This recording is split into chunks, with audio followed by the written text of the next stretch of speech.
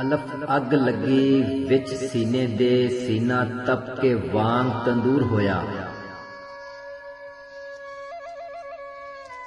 ਕੁਝ ਲੋਕਾਂ ਦਿਆਂ ਤਾਨਿਆਂ ਨੇ ਮਾਰ ਦਿੱਤਾ, ਕੁਝ ਸੱਜਣ ਅੱਖਾਂ ਤੋਂ ਦੂਰ ਹੋਇਆ।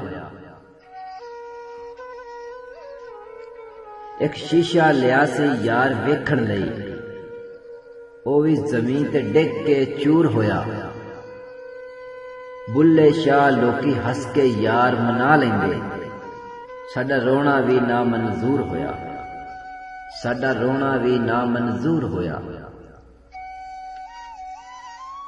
ਕੀਤਾ ਸਵਾਲ ਮੀਆਂ ਮਜਨੂ ਨੂੰ, ਤੇਰੀ ਲੈਲਾ ਰੰਗ ਦੀ ਕਾਲੀ ਏ।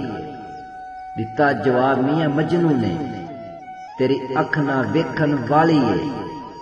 ਕੁਰਾਨ ਪਾਕ ਦੇ ਵਰਖ ਚਿੱਟੇ, ਉੱਤੇ ਲਿਖੀ ਸਿਆਹੀ ਕਾਲੀ ਏ। ਛੱਡ ਵੇ ਬੁੱਲਿਆ ਦਿਲ ਦੇ ਛੱਡਿਆ, ਤੇ ਕੀ ਗੋਰੀ ਕੀ ਕਾਲੀ ਏ, ਤੇ ਕੀ ਗੋਰੀ ਕੀ ਕਾਲੀ ਏ।